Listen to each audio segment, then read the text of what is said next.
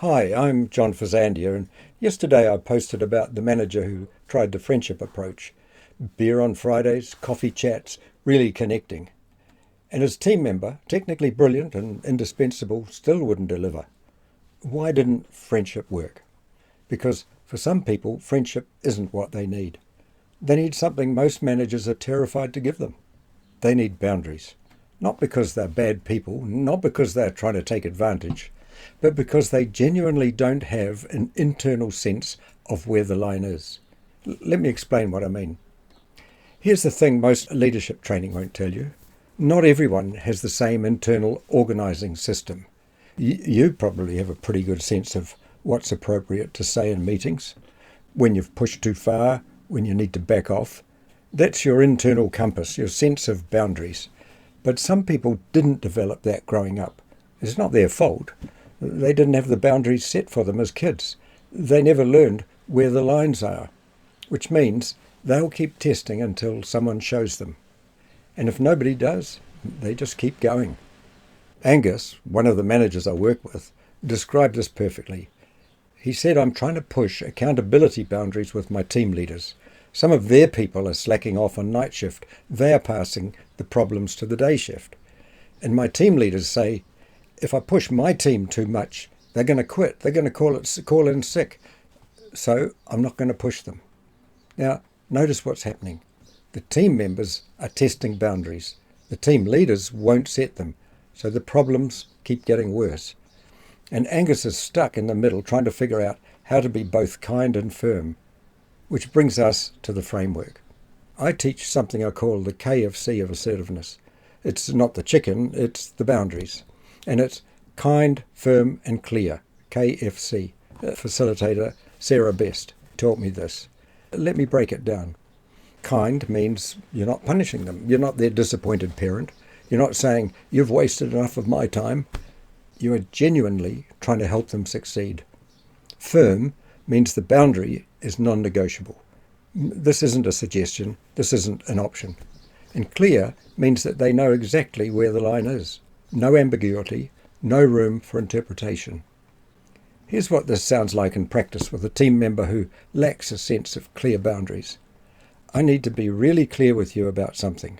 When you speak to the team the way that you did it in yesterday's meeting, it's not okay. I'm not saying this to punish you. I want to help you be successful here.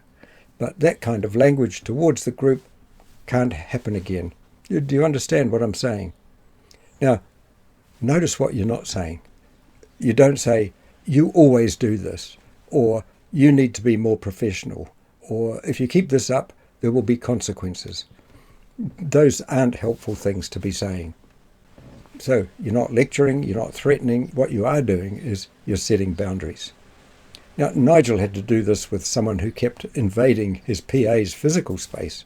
His PA was ready to quit. Her blood pressure was through the roof. The situation was that serious. In my coaching to Nigel, I suggested he try something like this with KFC in mind. You are aware of the unintentional impact that you're having on my PA, because we've discussed it before. So, in the interests of creating the best workplace we can, I don't want you to go into their space. You can walk around the corridor when you need to get across the office. You might not like this, but from now on, that's what's required. Kind, firm, clear, and not mean. He dealt with the issue quickly because he was clear about the boundaries. Now, here's the part that makes the boundary conversation actually work. You need 3 conversations, not 1. The first conversation, you address the specific issue. We've already set your start time, and we talked about the importance of turning up on time, and you said you would, but you didn't show up on time today. What happened there? Now, if they turn up on time for the rest of the week and ongoing, there's no problem. But if they don't turn up on time in future, rather than nagging, you want to have the second conversation. You want to name the pattern. I'm starting to notice a pattern here. You said you'd do this and you didn't. And then you said you'd do the other thing and you didn't. I need to check in with you. What's your take on that? Now, they may well have excuses and reasons for each of those things, so you need to be specific and address the issues close to the time that they occurred. Notice if there's a similar pattern to the reason they give and talk about that pattern. If their behaviour continues, then the third conversation is where you address trust. You say something like, "We identified the pattern and you said you'd fix it, but it's happened again." So this raises the question for me of how much I can trust your word. So do you see the progression? You're not nagging, you're not repeating yourself endlessly, you're escalating appropriately, and you're making it clear that their choices are affecting your ability to trust them. And that's powerful.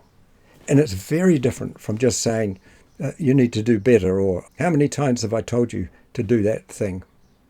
Now, here's the biggest trap I see managers fall into. They try to set boundaries while sounding like a parent.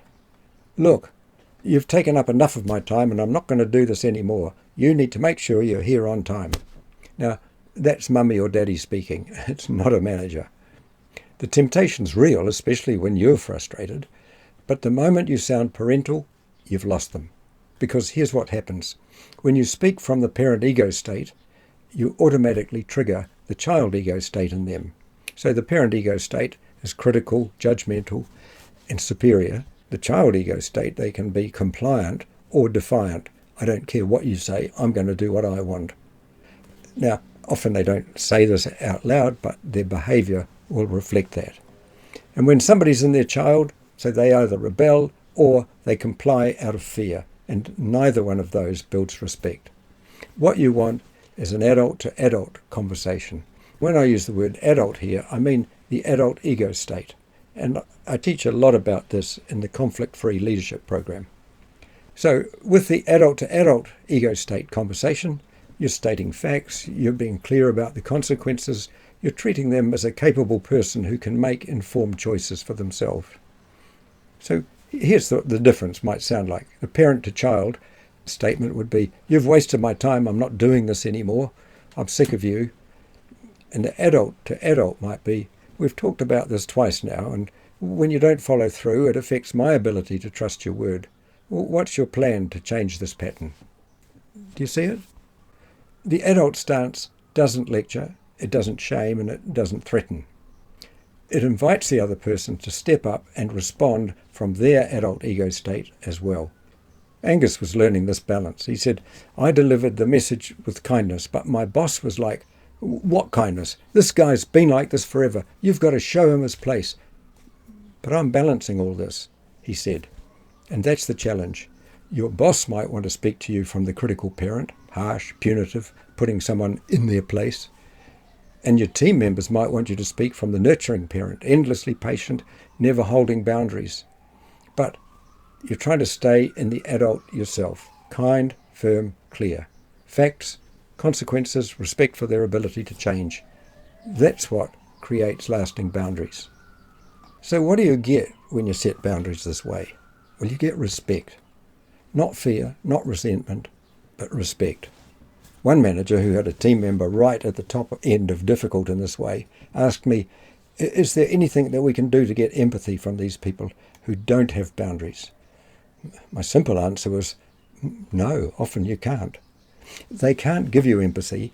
That requires a level of emotional awareness that they often don't have. But they can give you respect. They respect you because you set clear boundaries. They know where they stand. It's like kids. If nobody ever says, "Don't do that," they'll keep testing. And when somebody says, "We sit up straight, this is how we eat, this is how we greet someone who comes to our house," that's how they learn.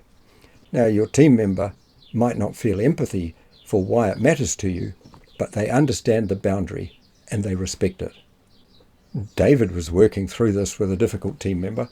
In all their conversations, they kept going round and round with their complaint. And I coached him, and he practiced this, which worked in the next meeting that he had with that person.